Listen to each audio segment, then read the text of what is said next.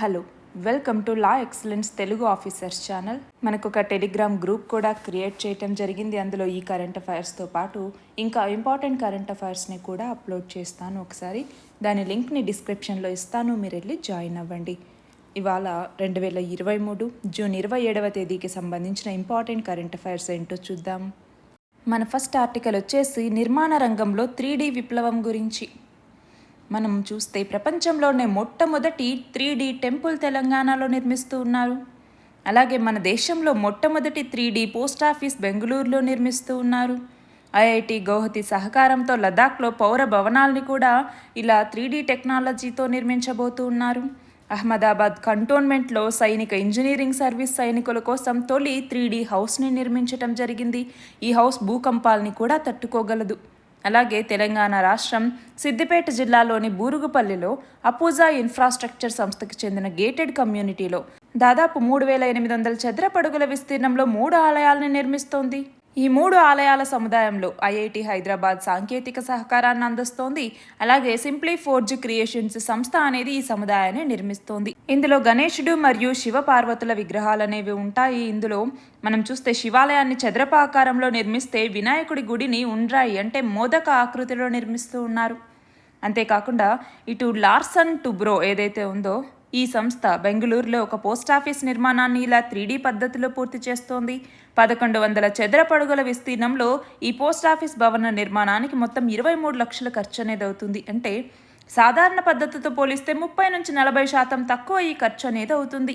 అంతేకాకుండా ఒకవేళ ఈ భవనం అనేది సంతృప్తికరంగా ఉంటే తపాలా సేవలు సరిగ్గా అందని ప్రదేశాల్లో దాదాపు 400 3D పోస్ట్ ఆఫీసులను నిర్మించాలి అన్నట్టుగా పోస్టల్ డిపార్ట్మెంట్ అనేది నిర్ణయించింది. అలాగే ఎల్ఎన్టీ అనేది డెన్మార్క్ నుంచి తెప్పించినటువంటి 3D ముద్రణ యంత్రంతో ఇంతకు ముందే భవన నిర్మాణ ప్రయోగాలు చాలా చేపట్టింది.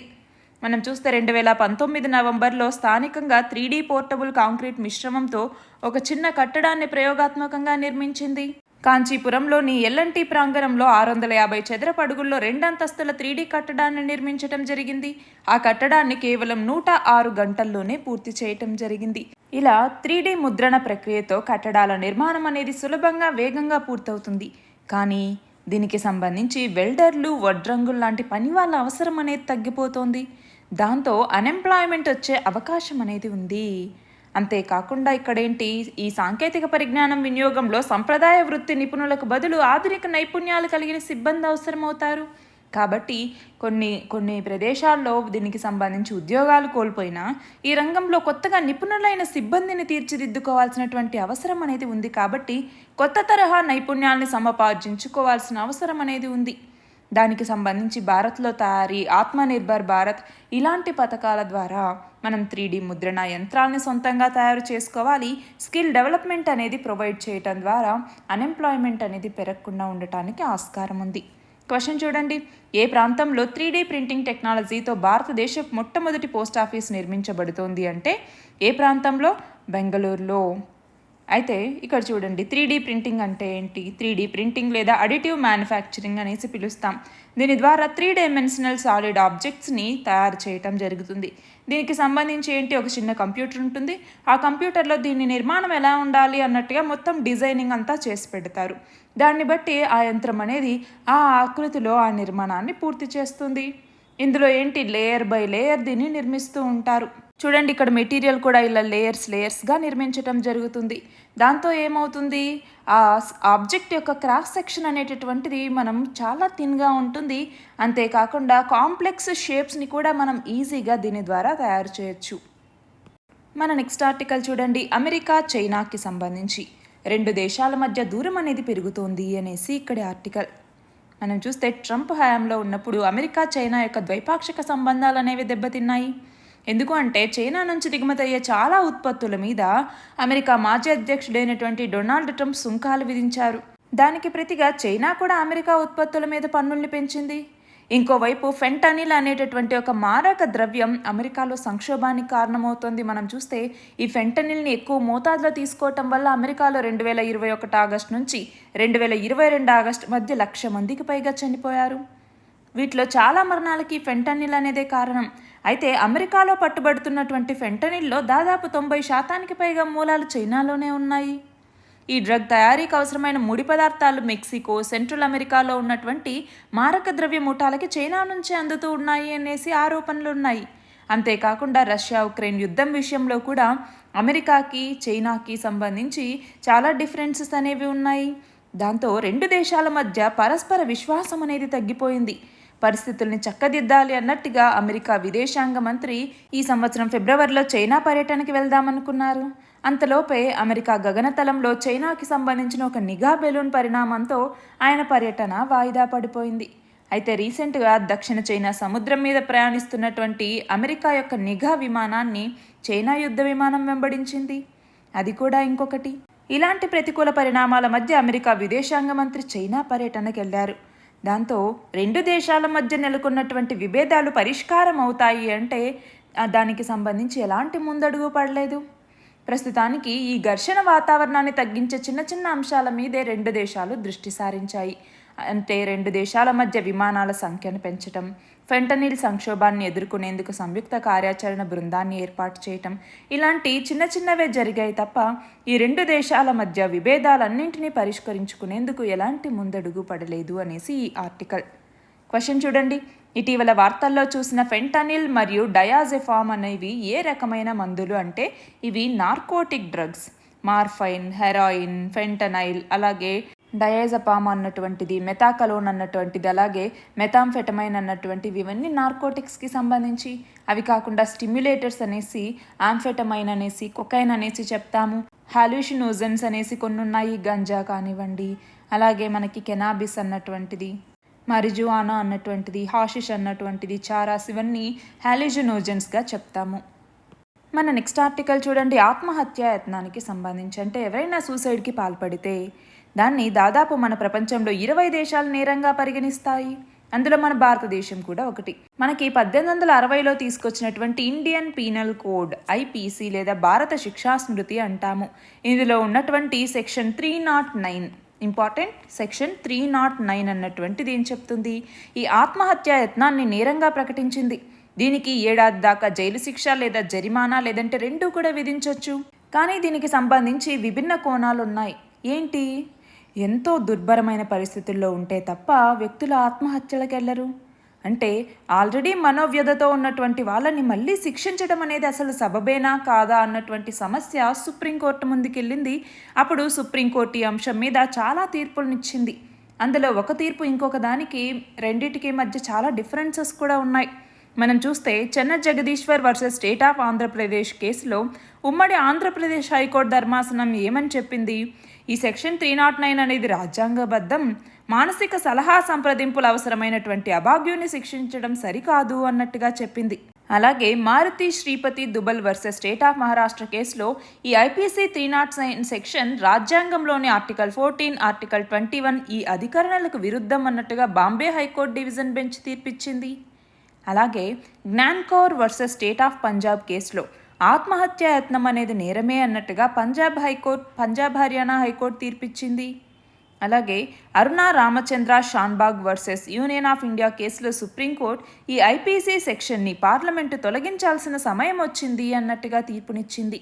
మనకి ఐపీసీ 309 ఏం చెప్తున్నా కూడా ఆత్మహత్యకు ప్రయత్నించినటువంటి వ్యక్తి తీవ్ర మానసిక ఒత్తిడికి లోనయ్యారనేసి గుర్తించాలి, కానీ శిక్షించకూడదు అన్నట్టుగా మానసిక ఆరోగ్య సంరక్షణ చట్టం 2017లో ఉన్నటువంటి సెక్షన్ 115 అనేది చెప్తోంది. అంటే మనోవ్యధ వల్ల ఆత్మహత్యకు ప్రయత్నించినటువంటి వ్యక్తికి నిపుణుల సలహాలు అందించి తిరిగి అలా అఘాయిత్యానికి పాల్పడకుండా నివారించాలి అన్నట్టుగా ఇందులోని సెక్షన్ 1152 అనేది చెప్తోంది.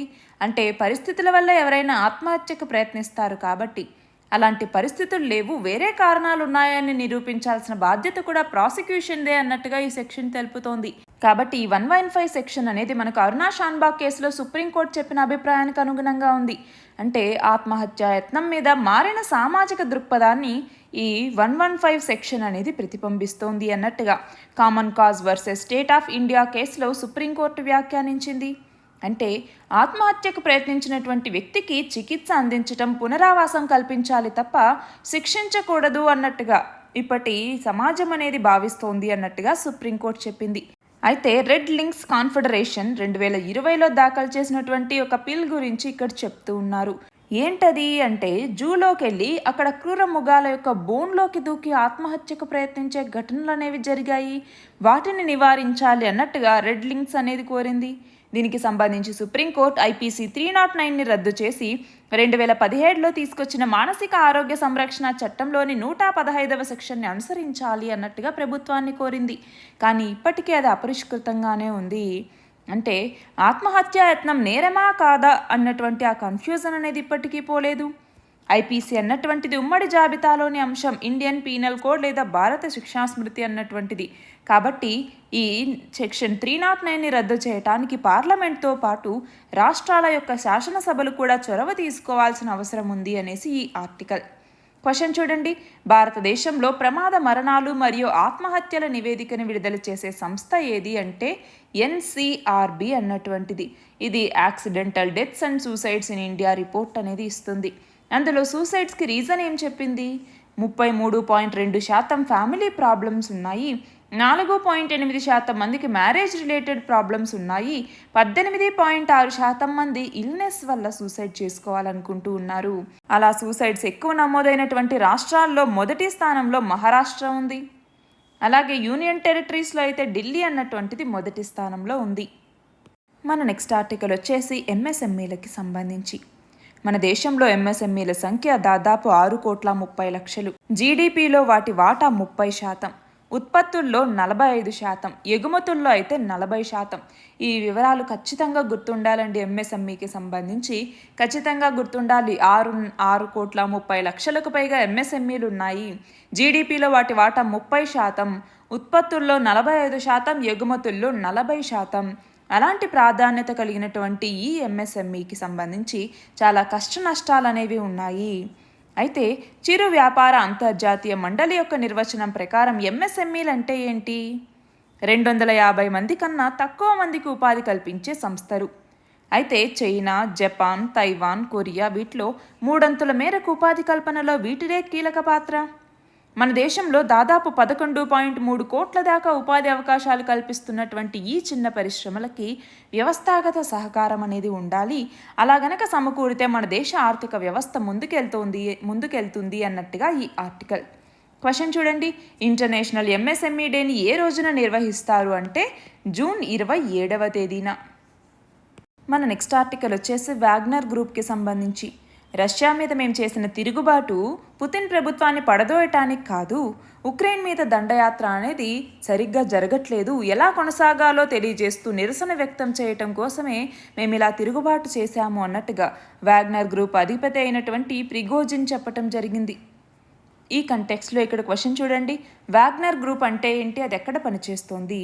వాగ్నర్ ప్రైవేట్ మెర్సినరీ గ్రూప్, దీన్ని పిఎంసి వాగ్నర్ అని కూడా పిలుస్తూ ఉంటారు. దీన్ని ఫస్ట్ టైం 2014లో ఏదైతే రష్యా యొక్క అనెక్సేషన్ అనేది క్రిమియా మీద జరిగిందో ఆ టైంలో ఇది మొదటిసారిగా దీన్ని తీసుకురావటం జరిగింది. ఇది ఏంటి అంటే ఇది సోల్జర్స్ని సప్లై చేస్తుంది. సింపుల్గా చెప్పాలంటే ఒక ప్రైవేట్ ఆర్మీని మెయింటైన్ చేయటం కోసం ఉన్నటువంటి గ్రూప్ ఈ వాగ్నర్ గ్రూప్ అన్నటువంటిది. దీని యొక్క హెడ్ క్వార్టర్స్ సెయింట్ పీటర్బర్గ్స్లో ఉంది. మన నెక్స్ట్ ఆర్టికల్ వచ్చేసి S&P గ్లోబల్ రేటింగ్స్ అన్నటువంటిది 2023-24కి సంబంధించి భారత వృద్ధి 6% ఉంటుంది అన్నట్టుగా అంచనా వేసింది. అయితే ఇంతకుముందు 6% వృద్ధి అని చెప్పింది, ఇప్పుడు కూడా 6% వృద్ధి అని చెప్తోంది. భారతదేశం కానివ్వండి, వియత్నాం, ఫిలిప్పీన్స్ ఇలాంటి దేశాలు 6% వృద్ధితో వేగవంతమైనటువంటి ఆర్థిక వ్యవస్థలుగా నిలుస్తాయి అన్నట్టుగా ఆసియా పసిఫిక్ త్రైమాసిక ఆర్థిక అప్డేట్లో ఈ S&P గ్లోబల్ రేటింగ్స్ అనేది చెప్పింది. క్వశ్చన్ చూడండి, 2023-24లో భారత జీడిపి వృద్ధి ఎంత శాతం మేర ఉండొచ్చని S&P గ్లోబల్ రేటింగ్స్ అంచనా వేసింది అంటే ఎంత శాతం? 6%. మన నెక్స్ట్ ఆర్టికల్ చూడండి, ల్యాబ్ గ్రోన్ మీట్ లేదా కల్టివేటెడ్ మీట్ అంటాము. అంటే కోళ్లతో పని లేకుండా ల్యాబ్లోనే చికెన్ని తయారు చేయటం జరుగుతుంది. అంటే ప్రయోగశాలలో ఈ కోళ్ల యొక్క మూల కణజాలాన్ని అభివృద్ధి చేయటం ద్వారా మాంసాన్ని ఉత్పత్తి చేస్తారు. దానికి సంబంధించి ఇప్పుడు అమెరికాలో ప్రపంచంలోనే తొలిసారిగా ల్యాబ్లో తయారు చేసినటువంటి చికెన్ని విక్రయించేందుకు America Food and Drug Administration అనేది 2 కంపెనీలకు అనుమతినిచ్చింది. ఏంటి ఆ 2 కంపెనీలు అంటే కాలిఫోర్నియాకి సంబంధించినటువంటి అప్సైడ్ ఫుడ్స్, అలాగే గుడ్ మీట్ అనేటటువంటి రెండు కంపెనీలకి చికెన్ని కృత్రిమంగా తయారు చేసేందుకు వాటిని విక్రయించేందుకు అనుమతినిచ్చింది. అయితే గుడ్ మీట్ తయారీ భాగస్వామి అయినటువంటి జోయిన్ బయోలాజిక్స్ కూడా మాంసాన్ని తయారు చేసేందుకు ఆమోదం పొందింది. ఇక్కడ క్వశ్చన్ చూడండి, కృత్రిమ మాంసం అమ్మకాల్ని ఆమోదించిన మొదటి దేశం ఏది అంటే ఏ దేశం? సింగపూర్ అన్నటువంటిది 2020వ సంవత్సరంలోనే కృత్రిమ మాంసం లేదా ల్యాబ్ గ్రోన్ మీట్ దీని యొక్క అమ్మకాలని ఆమోదించింది. ఈ కంటెక్స్లో అసలు కల్టివేటెడ్ మీట్ అంటే ఏంటి? కల్టివేటెడ్ మీట్ అంటే ఈ మాంసానికి కోళ్ళకి సంబంధించినటువంటి మూల కణజాలాన్ని సెల్స్ని ఇక్కడ అభివృద్ధి చేయటం జరుగుతుంది. ఆ ఐసోలేటెడ్ సెల్స్ని అన్ని రిసోర్సెస్ పెట్టేసి వాటిని గ్రో చేస్తారు. ఇది నార్మల్ మాంసానికి ఉన్నట్టే nutrients, fats, carbohydrates, amino acids ఇవన్నీ కూడా ఇందులో ఉంటాయి. మన లాస్ట్ ఆర్టికల్ వచ్చేసి లా నేస్తానికి సంబంధించి ఆంధ్రప్రదేశ్ ప్రభుత్వం వైఎస్ఆర్ లా నేస్తం అనేటటువంటి కార్యక్రమాన్ని తీసుకొచ్చింది. దీని ద్వారా న్యాయవాద విద్య పూర్తి చేసినటువంటి న్యాయవాదులు నిలదొక్కుకోవటానికి వీలుగా నెలకి 5,000 రూపాయల చొప్పున సంవత్సరానికి 60,000 రూపాయలని ఇస్తూ ఉన్నారు. అలా ఇప్పుడు అర్హులైనటువంటి 2,677 మంది జూనియర్ న్యాయవాదుల ఖాతాల్లో నెలకు 5,000 చొప్పున ఈ సంవత్సరం ఫిబ్రవరి నుంచి జూన్ వరకు మొత్తం 5 నెలల కాలానికి 25,000 రూపాయలని రిలీజ్ చేయడం జరిగింది. దానికి సంబంధించి మొత్తం 6.12 కోట్లు విడుదల చేశారు. క్వశ్చన్ చూడండి, వైఎస్ఆర్ లా నేస్తం కార్యక్రమాన్ని ఆంధ్రప్రదేశ్ ప్రభుత్వం ఎప్పుడు ప్రారంభించింది అంటే 2019లో దీన్ని ప్రారంభించింది. ఇక్కడ చూడండి, 2019 నుంచి దీన్ని ఇంప్లిమెంట్ చేస్తూ ఉన్నారు. దీని ద్వారా మంత్లీ స్టైఫండ్ అంతా 5,000 రూపాయలని జూనియర్ అడ్వకేట్స్కి ఇవ్వటం జరుగుతుంది. అయితే ఈ అప్లికెంట్స్ ఎవరైతే ఉన్నారో వాళ్ళు ఆంధ్రప్రదేశ్ స్టేట్ బార్ కౌన్సిల్లో నమోదై ఉండాలి. అది కూడా 1961 అడ్వకేట్స్ యాక్ట్ చట్టంలోని సెక్షన్ 17 కింద. అంతేకాకుండా ఓన్లీ లా గ్రాడ్యుయేట్స్ ఎవరైతే 2016 సంవత్సరం లేదా దాని తర్వాత పాస్ అయినటువంటి వాళ్ళు ఉన్నారో వాళ్ళకి మాత్రమే ఈ పథకం అనేది అప్లికబుల్ అవుతుంది. నిన్నటి క్వశ్చన్ వచ్చేసి పర్యాటక రంగ అభివృద్ధి కోసం ఏ రాష్ట్ర ప్రభుత్వం డిజిటల్ కుంభ్ మ్యూజియంని ఏర్పాటు చేయాలని నిర్ణయించింది అంటే ఏ రాష్ట్ర ప్రభుత్వం? ఉత్తరప్రదేశ్. ఇవాల్టి క్వశ్చన్ వచ్చేసి ఐపీసీ సెక్షన్ 124Aని యథాతథంగా కొనసాగించాలని ఇటీవల ఏ సంస్థ సిఫార్సు చేసింది? దీని ఆన్సర్ కమెంట్ సెక్షన్లో ఇవ్వండి. కరెక్ట్ ఆన్సర్ రేపటి వీడియోలో చూద్దాం. వీడియో కింద డిస్క్రిప్షన్లో మన టెలిగ్రామ్ ఛానల్కి సంబంధించినటువంటి లింక్ ఇచ్చానండి, అందులోకి వెళ్ళి మీరు జాయిన్ అవ్వచ్చు. ఇవి ఇవాల్టి important articles. All the very best and thank you very much.